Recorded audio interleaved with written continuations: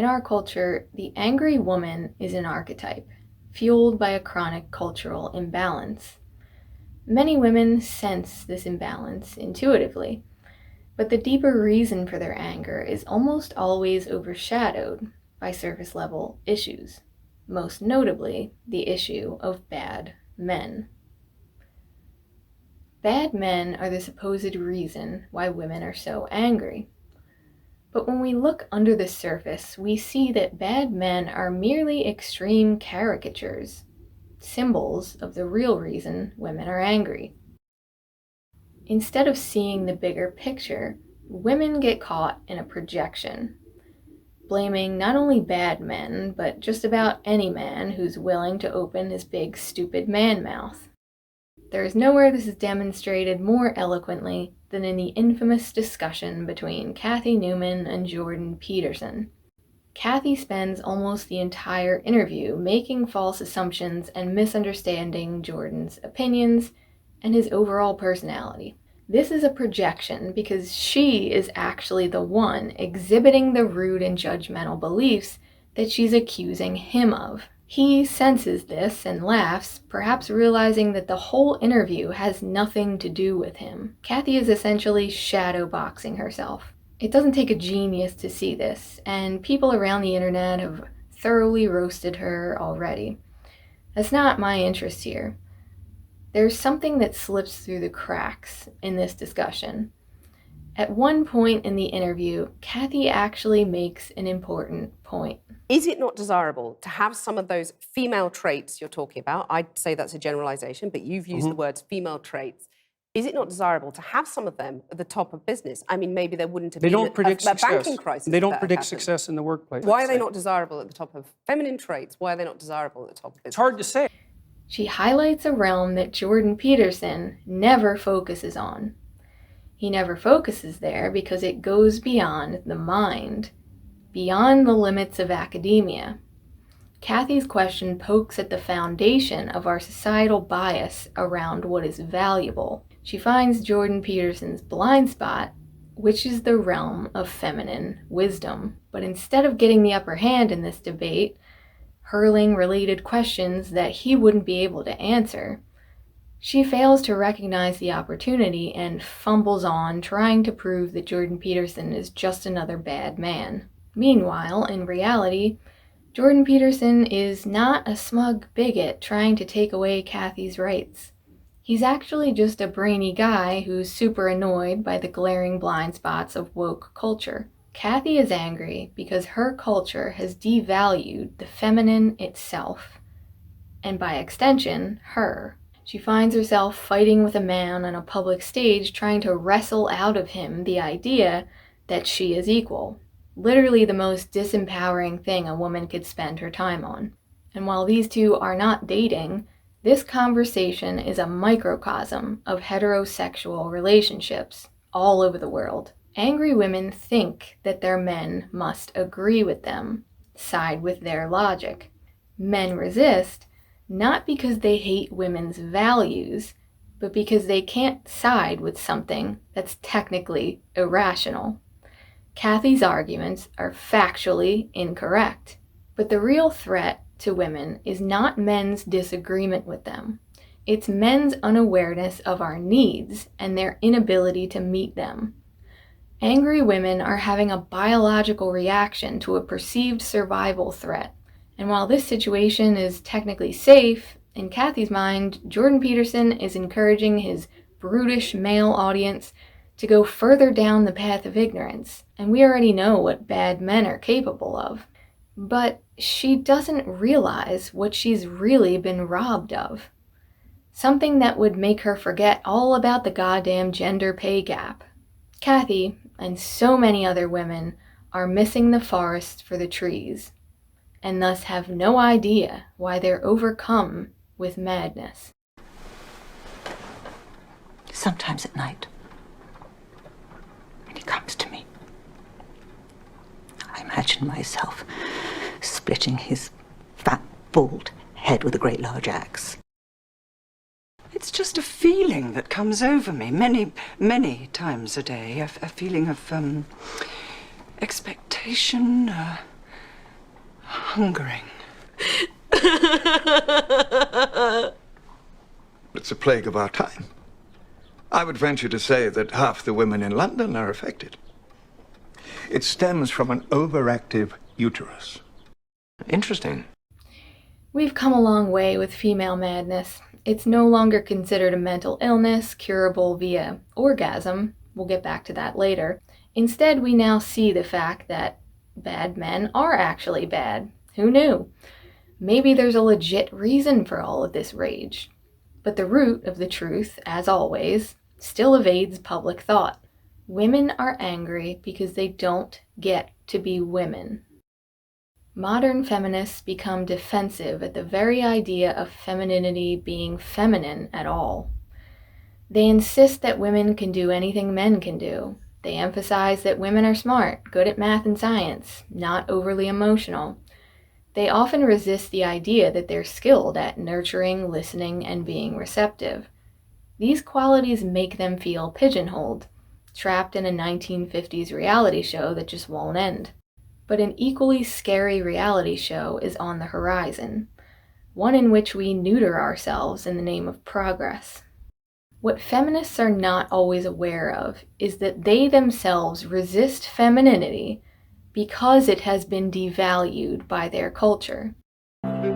These women are leaders in business, connecting thanks to an idea so simple yet important, a club all their own called Chief. They are desperate to be seen as stoic, not emotional, capable, not receptive. Why? Because success is dictated by the culture, often our career, and female-dominated professions don't pay much. They're not generally recognized as impressive careers. Think caretakers, teachers, counselors, etc. This sends a clear message. You are nothing special. You are not Elon Musk or Steve Jobs. You're a kindergarten teacher, and you're worth nothing in this culture. Society's preference for masculine traits seeps into women's self-concept and takes her out of her natural flow. She loses the ability to create, to explore, and to develop her real skills. Rather than relaxed, trusting nature's timing, she is a rigid, perfectionistic overachiever.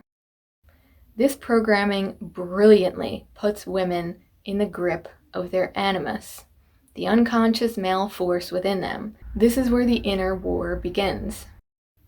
On one hand, mainstream society glorifies women for this. They're CEOs, they don't take shit, they get things done and make money.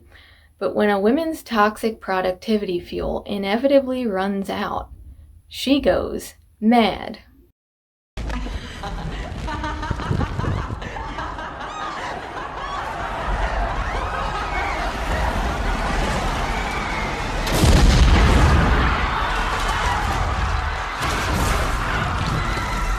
Her animus turns on her, aka the inner critic, and it turns on those around her, who she has been letting slide. You poor husbands.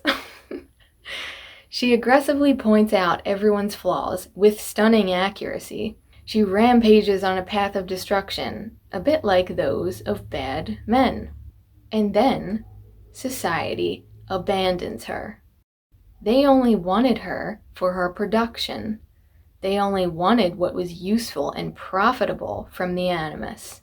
Once she's fresh out of inner man fuel, well, who needs a woman in a profit-driven capitalist culture? In a subtle way, women are being gaslit by a reality that leaves out part of the truth. Jordan Peterson insists that there's no research evidence that supports Kathy's concerns about women. And he's right. The gender pay gap is largely attributed to women choosing lower-paying professions, as Jordan Peterson preaches. His materialist mind got the facts right, but as we've talked about, the materialist mind never sees the big picture. When your true skills lie in the realm of the feminine, you don't really have much choice but to choose a lower-paying profession. Now do you? Unless you want to end up like a fancy career woman fighting men for high-paying, deeply unfulfilling positions. Deep down, women know that if you have to behave like a man to get respect, you're not really getting respect. One study proved that both male and female professors were engaging in gender discrimination against their female students, once again showing us that this bias against the feminine can infect anyone. But while men can more easily disconnect from any feminine traits within them, women can only do so gritting their teeth, torn between society's approval and their own authenticity at every turn. It seems that things haven't changed much since the old days, after all. Funny enough, women who are outspoken about women's rights are often the same people who love to dismiss the reality of yin and yang, or masculine and feminine polarities. Female traits you're talking about, I'd say that's a generalization. They dismiss the very systems that teach the value of the feminine. Because women are so brainwashed against themselves, they find the very teachings that would liberate them to be offensive. Why do they find them so offensive? Because, as we said earlier, to be associated with natural feminine characteristics is a Western woman's worst nightmare. She wants to be a boss. She wants to be Steve Jobs so society will love her. She doesn't want to stand up and be herself, alone, with no accolades, and possibly even ridicule from the mainstream materialist cult that believes anything esoteric is moronic. In rejecting spirituality, the modern woman rejects herself. She rejects the existence of her very nature in a desperate attempt to become more masculine, something her culture would accept. Her only other option, at least in her mind, is to embrace femininity and be thrown back into the cage of the 1950s, something that many conservative women are perfectly fine with. They want patriarchal stooges running their society. Why? Because it's much easier to stay inside and bake cookies than to face that deep, dark, terrifying underbelly of their consciousness, the full feminine. Not just the cookie baker, but the one who gives birth out in the woods with no men in lab coats in sight. Both conservative and feminist women have yet to embrace their feminine power. Women must learn about the innate value of femininity, not the value of being possessed by a little angry man inside who helps you get things done. The innate value of being, not doing, and all the qualities that make us who we naturally are, even if they continue to be devalued and thus they never make you money or get you any status in mainstream culture. Women cannot be respected if they're not being women. Women cannot wield feminine power if they're running on fight or flight instead. Women are so powerful, they're afraid of themselves and their own desires. And so these genuine expressions, these creative bursts of power, get pushed into the unconscious, where they jump out every once in a while and try to burn down the unfulfilling life you're living. Don't be afraid to throw tantrums. Just remember you don't have to throw them at clueless, frightened men in your local area. If you want to help these men, teach them about our culture of suppression and how the wild, unchained feminine has been cast out of, quote, civilized society. Without a doubt, the more conscious among them are actively missing it too, and they're also missing the part of them that's been cast out.